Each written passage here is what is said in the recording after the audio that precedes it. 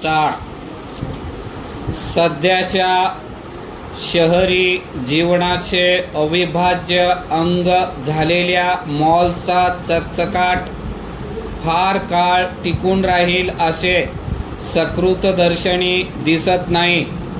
मुंबईत रिटेल उद्योगावर झालेल्या विपणन तज्ज्ञांच्या एका चर्चासत्रात मॉलनी आपल्यात बदल न केल्यास काही वर्षातच 50% मॉलला टाळे लावावे लागेल असा गंभीर इशारा देण्यात आला आहे। परिच्छेद खरे तर आतापासूनच अनेक मॉल्समधील प्रमुख विक्रेते मालाचा खप घटत चालल्याची तक्रार करू लागले आहेत। त्यामुळे आत्ताच ही धोक्याची घंटा वाजू लागली आहे असे म्हणावयास हरकत नाही। गेल्या काही वर्षात असे दिसून येते की सर्व जीवनावश्यक वस्तूपासून चैनीच्या वस्तूपर्यंत कशाचीही खरेदी करावयाची झाल्यास शहरी ग्राहकांचे पाय मॉलच्याच दिशेने वळतात। त्याचबरोबर हा ग्राहक तेथील झगमगाटाने काहीसा भारावून जातो व आपोआपच 10 रुपयाच्या खरेदी करण्याच्या इराद्याने गेलेला ग्राहक 100 रुपये खर्च करून येतो। अशा प्रकारे आपल्याकडे मॉल संस्कृती बऱ्यापैकी रुजू झालेली असतानाच विपणन सल्लागारांनी दिलेला हा इशारा महत्त्वाचा ठरतो। परिच्छेद जवळपास 5-7 वर्षापूर्वी रिटेल ही संकल्पना आपल्याकडे कोणाला माहीतही नव्हती। महाराष्ट्रात आपणा बाजारने खरे तर ही संस्कृती आणली, परंतु आपणा बाजाराकडे रिटेल उद्योगातील मॉल म्हणून कुणीच पाहत नव्हते। उलट त्याकडे एक ग्राहक चळवळ या हेतूनेच पाहिले जाई।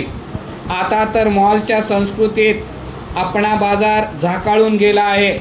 सुरुवातीच्या काळात ग्राहक केवळ विंडो शॉपिंग करीत असे।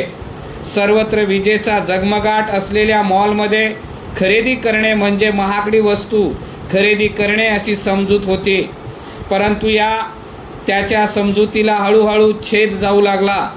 मॉलमध्ये खरेदी करणे म्हणजे बाहेरच्या बाजारापेक्षा चांगल्या दर्जाच्या वस्तू मिळवून व कमी किंमत मोजणे हे त्याला पटले आणि त्यातूनच मॉल संस्कृती रुजू लागले, वाढू लागले, फोफावू लागले।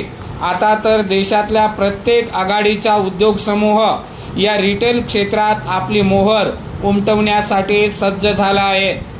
यातूनच मॉल्समधील स्पर्धा वाढत जात आहे।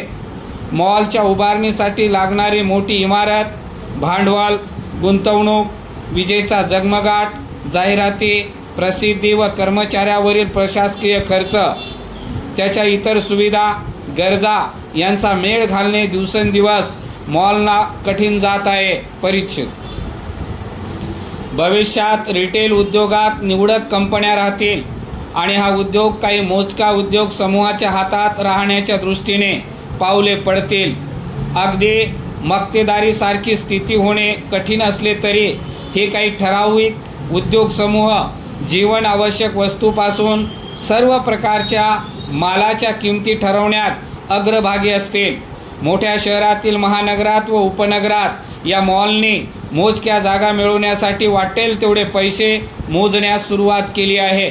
त्यामुळे त्याचा परिणाम म्हणून मोठ्या शहरातील जागांच्या किमती वाजवीपेक्षा जास्त भडकतात व मॉलच्या आजूबाजूच्या परिसरातील निवासी प्रकल्पातील सदनिकांच्या किमती देखील वाढतात। हे वास्तव नाकारता येत नाही।